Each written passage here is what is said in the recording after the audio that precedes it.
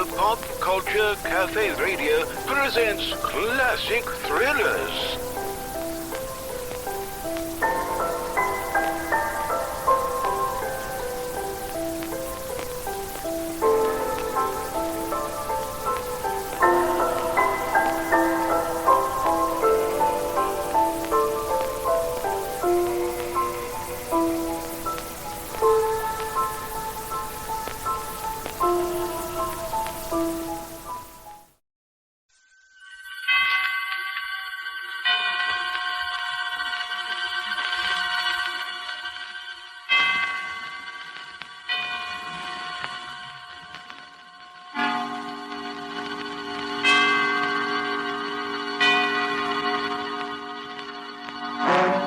Suspense.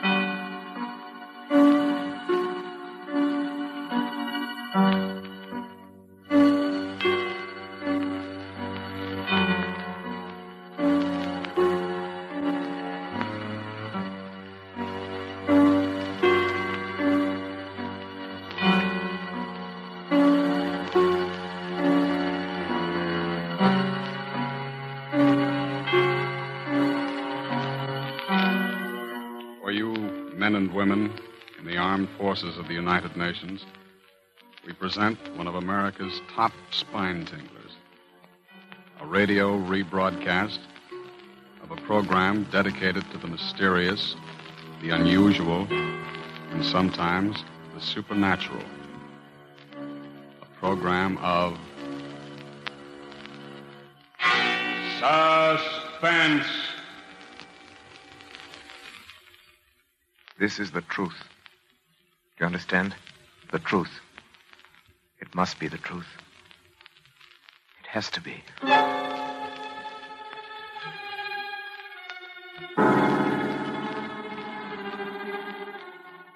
I, Robert Winsley Graham, a doctor and psychiatrist by profession, do hereby of my own free will and volition, albeit with deepest regret, make the following full and complete statement relative to that all but unbelievable series of events which has brought such disaster and misfortune to my house, particularly to my poor wife, Isabel. It had its beginning, properly speaking, some 2 months ago, to be exact, on the evening of July 25th. We were in the drawing room, Isabel at the piano, practicing, as she said. Her Aunt Jane and I on the opposite sides of the room.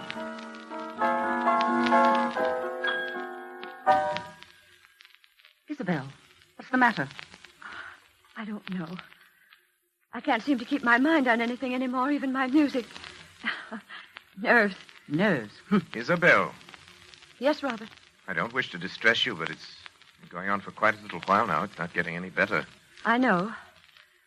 Let's not discuss it, shall we? Wish you'd let me prescribe treatment for you. I could prescribe something for her. You can do remarkable things now with just the common old drugs under proper control. Drugs. It's not drugs that she needs. It's to get out of this house for a while. It's to get back to the concert stage where she belongs. It's work. Aunt Jane, please. I'm sorry. I don't believe in beating around the bush. You're an artist. You've got talent. There's no sense in your trying to subordinate yourself to somebody else. Aunt Jane, that's enough. I'm not subordinating myself to anyone. Really, Aunt Jane, you mustn't interfere, you know. Robert doesn't want me to go back on the stage. Darling, it isn't that I don't want you to go back. I'm proud of you. You know that. It's only because I know that going back to a professional career in your present mental condition would be terribly harmful. I know, Robert. I know you're right. Oh, after all, I'm a doctor. It's my business to know these things. I get it. Probably the hospital. Hello? Yes, it's Dr. Graham. Oh, yes. It's for... Who? Huh. Well, when would you like to see me? All right. Fine. No, no trouble at all. Very well, I'll be expecting you. Goodbye. Isabel, good heavens. What do you suppose that was? Who? Roger Holcomb. Do you remember the case? Roger Holcomb? I remember it. Of course you do. The fellow was brought back from the dead, as the newspapers put it, about a year ago. Oh, yes. Huh. Yeah, he really was dead for 4 full minutes as far as medical science was concerned. Then Bates brought him around. It was 9 days' wonder at the time. Well, what does he want to see you I about? don't know. Something to do with his experience, obviously. He was in a terribly agitated state. Poor fellow had been walking up and down in front of the house for an hour trying to get up courage to ring the bell. Finally phoned from the corner drugstore. Why, the poor man. Why in the world should he do that? Anxiety neurosis. They hounded him, in the most shocking way. Got out of the hospital. Preachers and spiritualists and movie agents, just plain fakers. People trying to find out if he remembered anything of the 4 minutes. He's supposed to be dead. People just trying to exploit him. Oh, must be Holcomb now. Take him into the office.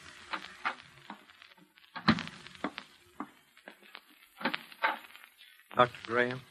Yes, you're Roger Holcomb? Yes. Come in. Pleasure to meet you, Mr. Holcomb. Yes, sir. You come this way, please. My office.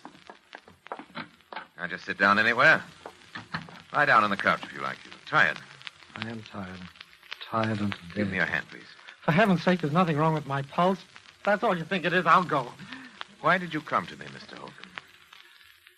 You know my history? Yes, most medical men do. Up until your disappearance. Yeah, most medical men do, all right. Then they tell me I'm crazy. Do you think you are, Mr. Holcomb? Oh, I see. You're like all the rest. Let go of me, please. Just a minute, Mr. Holcomb.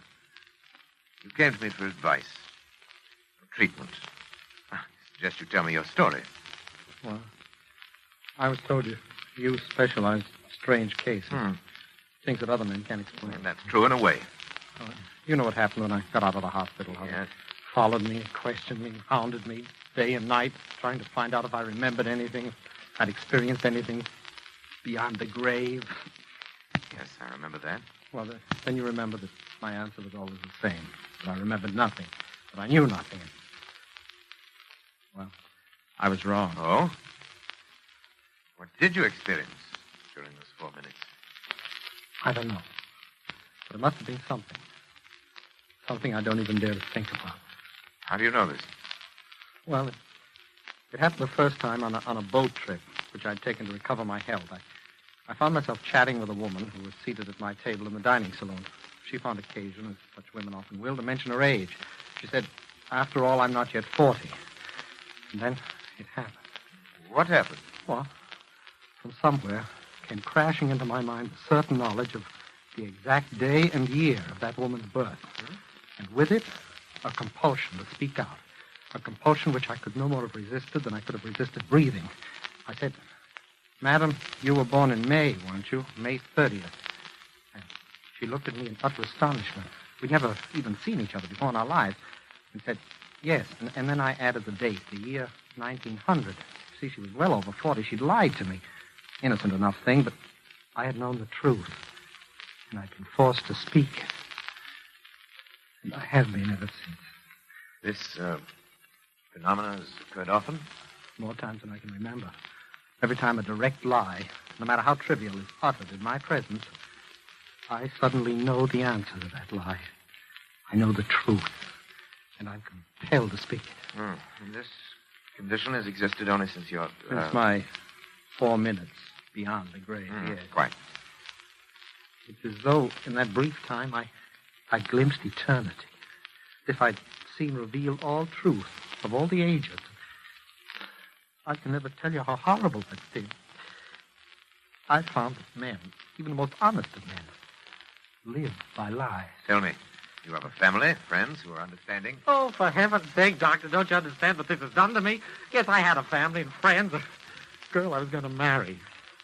Today I'm an outcast, pariah. I'm shunned, feared. I'm hated. Yes, hated. Mr. Holcomb. Mr. Holcomb, I believe that this condition is very real to you. It causes you very real anguish. I want to help you. Do you think you can? I'm confident that I can. Suppose you could arrange to stay with me here at my home for a matter of weeks or months, if necessary. Well, I'll do anything. Good. Anything in the world to be a normal man again, but... But what? Dr. Graham, I can see that you still don't believe me. Oh, no. I beg of you. You don't know the terrible responsibility I'd be to you. I'd be like a spy, like some inexorable prosecutor from another world. Mr. Holcomb, let me worry about that. All right. Is there anyone else in your household who might object? Oh, no, there's only my wife and her aunt. You have your own quarters. Be quite comfortable, I assure you.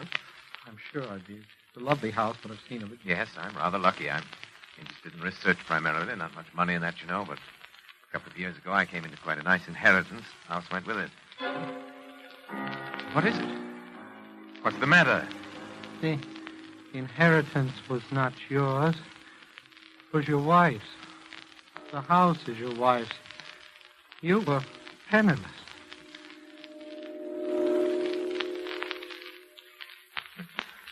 If that's true, I don't know why I lied to you. Pride, I suppose. I'm sorry. I told you I couldn't help it. No. I'll go now. Please. Mr. Holcomb, my fault. It's a small matter. But you see now that I want to help you. Do you believe me now? I believe, Mr. Holcomb, either that you are far more ill than I realized, or that in months to come, you and I must venture into a realm never before explored by mortal man.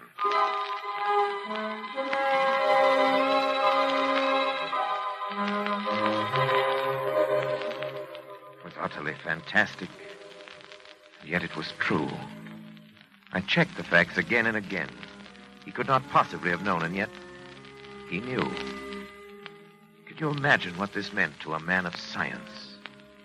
If I could fathom the depths of Roger Holcomb's mind, I could make a contribution to the body of scientific knowledge absolutely without parallel in modern times. I'd be more famous than Pasteur or Ehrlich.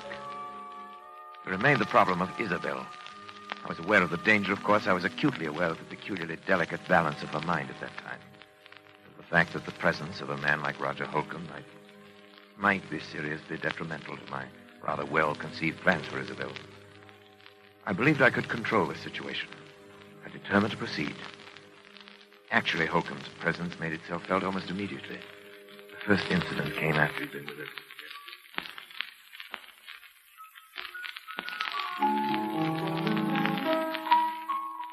Isabel, please stop that playing and listen to me. Aunt Jane, you know Robert has said I mustn't talk about it, that it's bad for me. I don't care what Robert said. But he's my doctor and my husband. And I'm not sure that he should be either. Aunt Jane, I don't know much about psychiatry, but I do know that making trouble between a husband and a wife... I'm not making anything that isn't there already, and you know it. Good heavens, girl, look at yourself. Look what's happened to you since your marriage. I've been sick. He's made you sick. That's ridiculous. Maybe it's just that he's afraid of losing you. Maybe he's even afraid of losing your money. But I'm absolutely convinced that whether he's meant to or not, he's made you believe there's something the matter with you that isn't. Aunt Jane, I simply forbid you to talk this way. And now he brings this psychopath into the house. And don't bring Roger into it. He's Robert's patient. It's Robert's work, and it's none of our business. What about your own work? It doesn't matter. Doesn't matter? Aunt Jane, you simply don't understand. Robert is my husband. I trust him and I love him. Nothing can ever come between us. I'd destroy anything. I'd kill anyone who tried. Isabel, do something before it's too late. Do what? Get away. Leave him. Divorce him. Anything. Oh, I hope we're not interrupting. Of course not, darling. Hello, Roger. Hello, Isabel. Good afternoon. How are you feeling, Roger? I'm better, I think. I think it would be better if we didn't discuss our states of mind, Isabel. Oh, of course, I'm sorry. Well, would you like me to play something for you? You know, I think I'm beginning to get the feel of it again. Really, I do. You're sure we haven't interrupted some conversation? Of course not. We were just discussing how helpful you've been in getting Isabel back to her work again. Roger. No. No, you were not. You were telling Isabel to divorce her husband. Isabel. I'm sorry. Roger, come back. Isabel, is that true? You brought him in here deliberately. Is that true? It doesn't matter, I suppose. You've known how I felt for a long time. Yes, I'm afraid I have. Robert, it was all so silly. She didn't mean it. It was just I that did she... mean it. But I did mean it. I'm sorry, Isabel. But I've been under this roof too long as it is. Oh, Jane, you're not leaving us. It's best, Isabel. Yes? Yes, I think it's unquestionably best. Best that you go at once.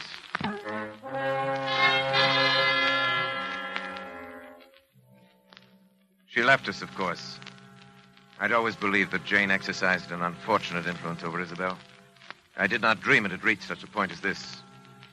Yet this incident gave me my first insight into the relationship which was destined to develop between Isabel, Roger, and myself.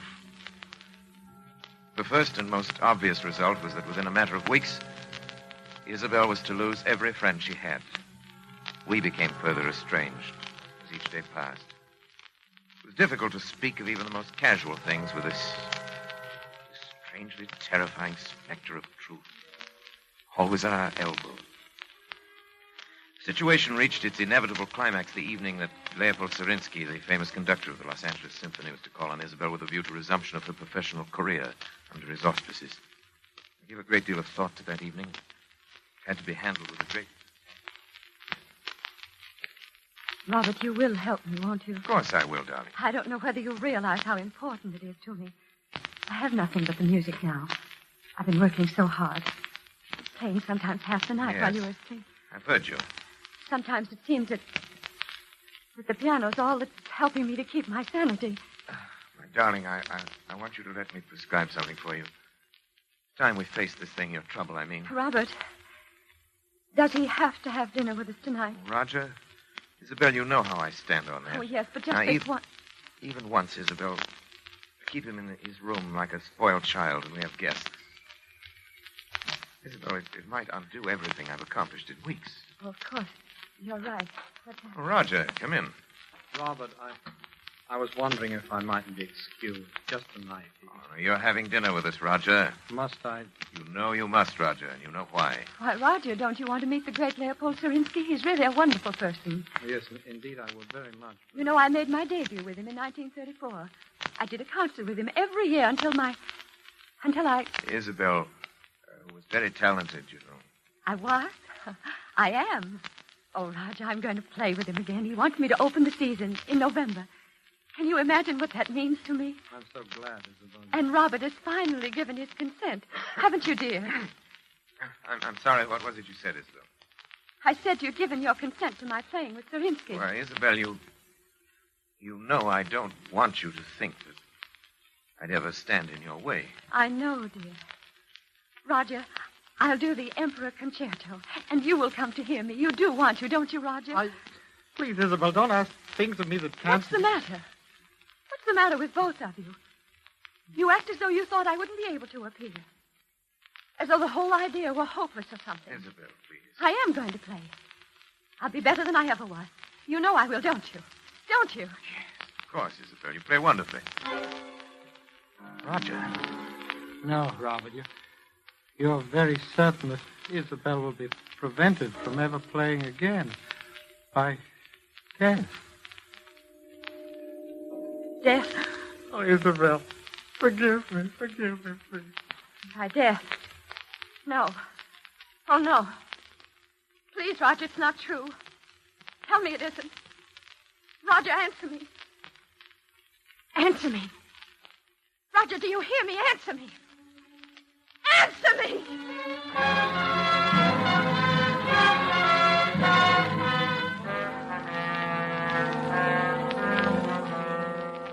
When Serinsky arrived, I told him it'd be quite impossible for Isabel to leave her room. The concert was canceled, and indeed, to my knowledge, she's never touched the piano since that day. By now, to even the most casual observer, it must appear only natural that Isabel had every motive for a desperate, almost paranoid hatred of Roger Holcomb. This much was clear to me. The rest not yet. But one thing from any point of view was certain. I had to keep Roger and Isabel apart. Perhaps what I feared was indeed inevitable. I honestly did not think it so at the time. As a precautionary measure, however, I prescribed a drug for Isabel, which she at last consented to take. I gave her her own supply. She administered it to herself, as I had directed.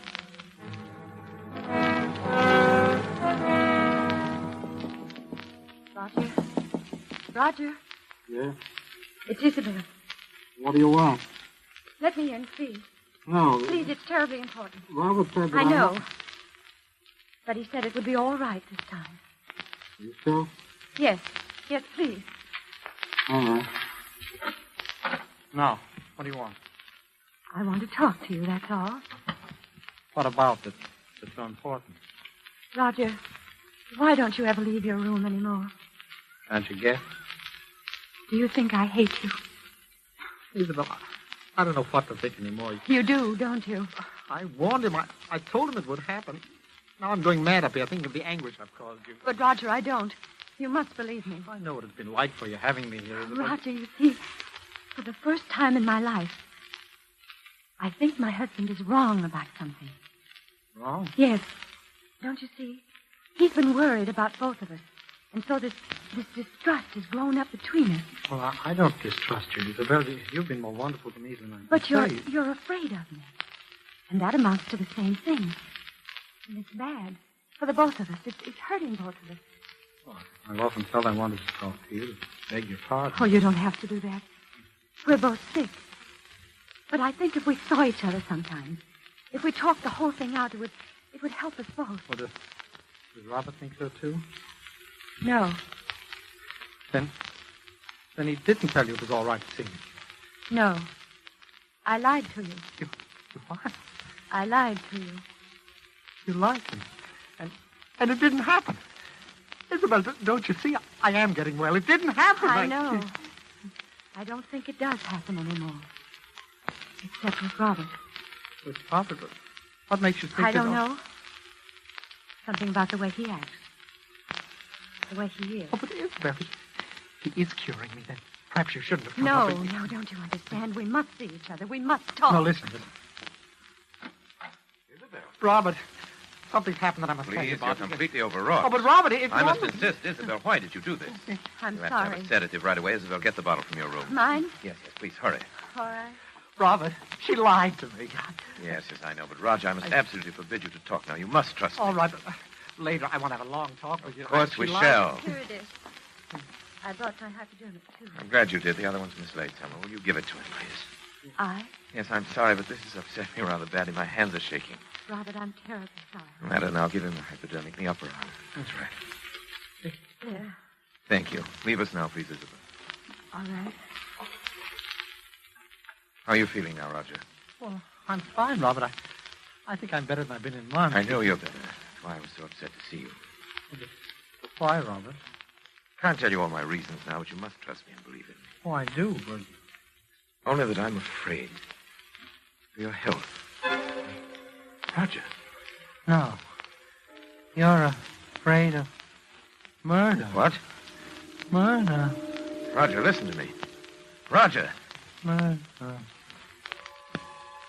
Roger, what are you talking about? Roger. Roger!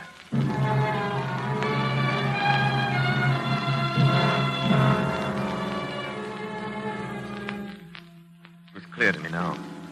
I knew I must take immediate action. I knew that the most terrible consequences might result if Isabel were alone with Roger, even for a moment. But he knew that he'd said so. There was no other explanation. I thought it through most carefully. And yet no plans are perfect. No man is infallible.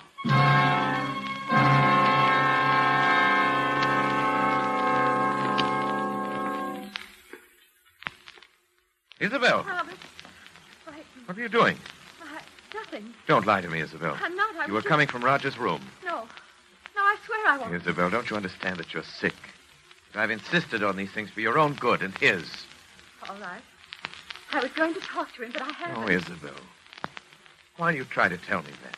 But it's true, Robert. Really true. Is it? Roger? Roger? What's the matter? Look, Robert. No, it couldn't be. it is. He's dead. Dead. Hypodermic by his side, the drug, your hypodermic. But it's only a Except that sedative. in large enough quantity, it's fatal. You knew that. Oh, Robert, don't listen to me. Isabel, why? Why, I warned you. Robert, look at me. It's Isabel. It's your wife. You can't. Oh, no. Where are you going? Come back. I'm going to call the police.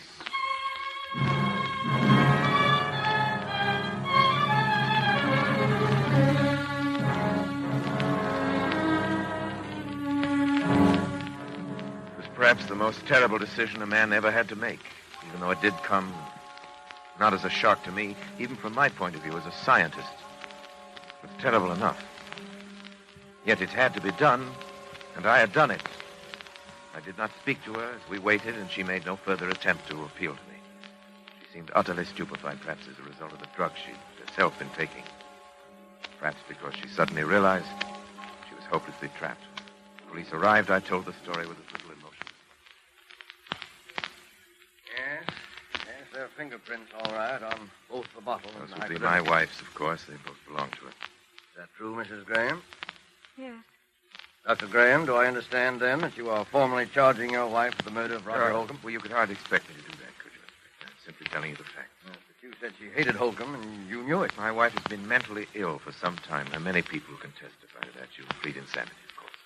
Dr. Graham, I can't tell you how sorry I am, but the things you have told me add up to only one thing, as you yourself obviously recognize. Yes. Your wife, Isabel Graham, murdered Roger Holcomb. What did you say? I said your wife, Isabel Graham, murdered Roger Holcomb. No. I murdered him.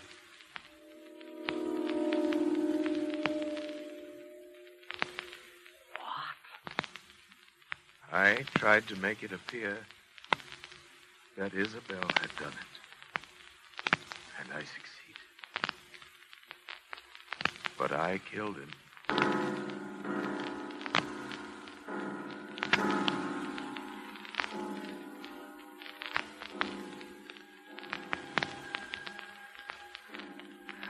No plans are perfect. No man is infallible. Yes, I killed Roger Holcomb. And he himself revealed the truth. I'd planned to dispose of Isabel for many months. I'd never loved her. I'd loved only science. I wanted her money, and Holcomb found it out. That was the risk I ran. But any chance lie in his presence, either by Isabel or myself, would bring out the truth, and it did.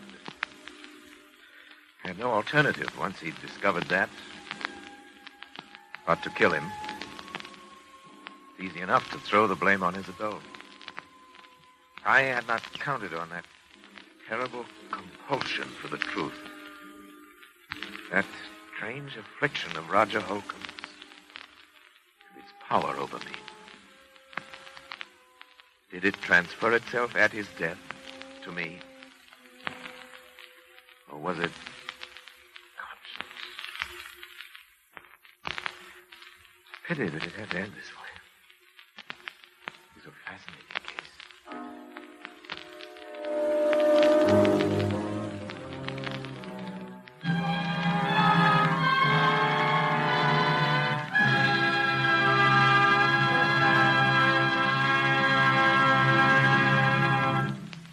And so closes Lazarus Walks, starring Orson Welles.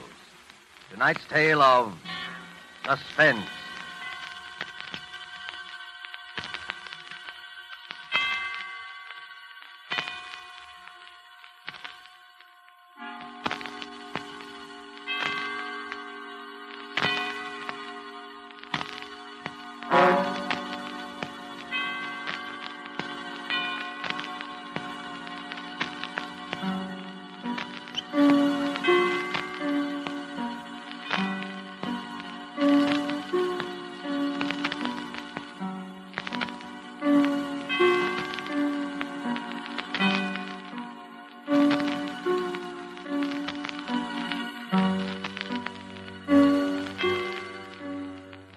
This rebroadcast is a presentation of the Armed Forces Radio Service.